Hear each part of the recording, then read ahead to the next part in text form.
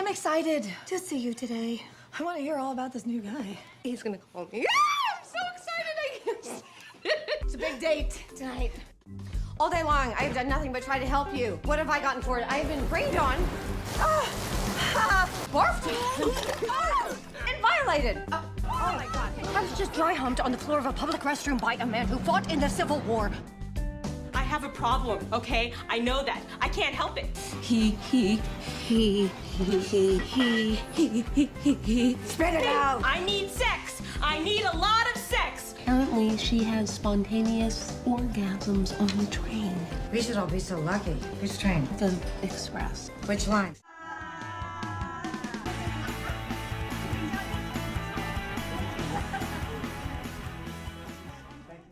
So how excited are you for this to be debuting at Sundance? I mean, it's every filmmaker's dream, you know, independent filmmaker and not. I mean, it's the seminal independent film festival. And absolutely, I mean, I've acted in a lot of films that have been brilliant, and they have gone, and then they haven't, and it seems to always be a little bit of a toss-up, and I just feel really lucky that we were included. Feel going from in front of the camera to behind. It's like, how was that transition for you? Well, you know, I think I have an advantage in that I'm an actor, so I get to work with scores of different kinds of directors and steal from them, and learn from them. I'm like, on the job training kind of. And so I feel lucky that I'm able to, call from all my experiences being in front of the camera. What about, did you draw this from your own life, friends, family? I mean, where did it was a conversation. It started as a conversation that came into my head, and I guess the three leads are sort of three aspects of myself, and I don't know, it just sort of came out of me. You wrote it as a play. Were you thinking that this could be turned into a feature, or was it like a pretty smooth transition from? I really wasn't thinking about medium at all. I was just sort of thinking about these characters and what their journey was going to be, and in the story, and it was a play. It started as a play, but translating it from a play to film was really interesting, because obviously it's a conversation film, but you want to tell stories in film with pictures, so there was a lot of editing. How excited are you to be here? This is huge. Yeah. That's what she said. No, I'm really happy to be here. I think it's a great opportunity, and it's really fun. How much of do you think you and these women are in these roles?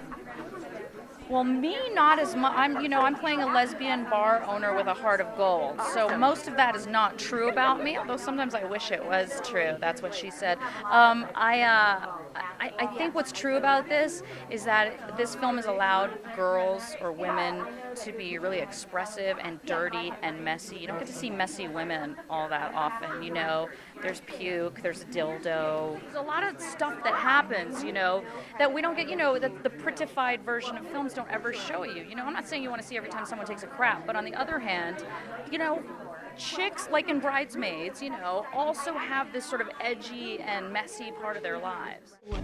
You're surrounded by all your favorite things. Alcohol, cigarettes, and people you can look down on. Are you one of those awful housewives? Look at me. I am wretched. My hair is horrible. I like it. I think it's sophisticated. I look like an incontinent Brillo pad. This is a very sexually charged, movie, very hurried. Tell me a little bit about your role. I'm sort of a hopeless romantic. It's all the good things about me and none of my bad things in real life. Like, I'm not mean and sarcastic. And I'm getting ready for a big, big date. And I'm supposed to have a full day of beauty and everything goes wrong.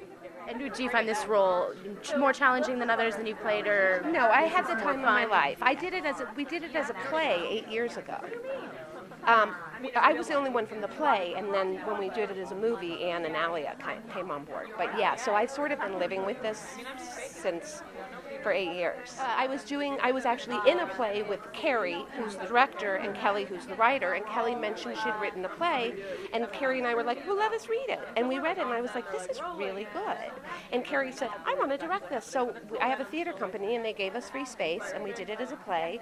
And then Carrie got a bee in her bonnet and decided to raise the money. And I kept thinking they were going to cut me loose because, I'm not famous, but they didn't. And here I am. So this is a very different role from what we've seen you in previously. What'd you do to prepare for something like this? Well, I liked it because it was a challenge. Someone who's like very unglued. I don't know if you could be very unglued. You're just glued or unglued, but she's unglued. Just hypersensitive and kind of just like a mess. Like she repeats as a mantra, "I'm a loser" throughout the movie. And so I actually practiced saying that a lot just to start like feeling that way, like feeling like a loser. Is that what drew you to the script when you read the character? Maybe what exactly? Yeah, the script is like, it moves very fast, as the movie does as well. Like, it's just, it all takes place in one day, and it's these three extreme specific characters that kind of like all mash into one. And I just love the pace of it and the showing women in a different light. And especially Clementine, my character, is so different from anything I've played. You know, usually I play very composed, like got their head on their shoulders kind of girls. And she's not sarcastic at all. She's just like super like earnest and scared a lot. And so it was fun. It was like, it was interesting being in that state of mind and getting to play with it. College kids are going to love this movie. I was actually just about to ask that. How do you think college, especially college women, are going to respond to a film like this? Because they're all too drunk to stand up, and they're going to totally relate. Yeah, I agree. I'm from Austin, so I hear you. It's always fun to play a stumbling drunk. And so we did that. That was fun. Those things we just, you know, it was a playground for all of us, I think, playing different characters than we had ever really seen before, and that all kind of adding up to an unlikely friendship through all of our disastrous mistakes that we make and crossing of boundaries and women who don't really know how to take care of themselves and finding in each other this kind of sense of belonging. You had seen it as a play first. They were talking about it being a play before. It was a play. movie. I hadn't seen it as a play, okay. but Kelly Overby and I did a play. The writer, she and I did 20th Century together. Oh, nice. Okay. Yeah. And so So I knew she was funny. Right. And dirty and drunk when she wrote it. Which is that what kind of drew you to this? Just the chance of playing that kind of fun, stumbling. Yeah, something outside of my real life. I did need to stretch. No, of course, it's to play an outrageous character. You feel very lucky when people ask you to be that outrageous and dark and hopefully, you know, funny. And those things don't come along very often. But you need a supporting cast and a group of women who really understand what funny is to be able to pull it off.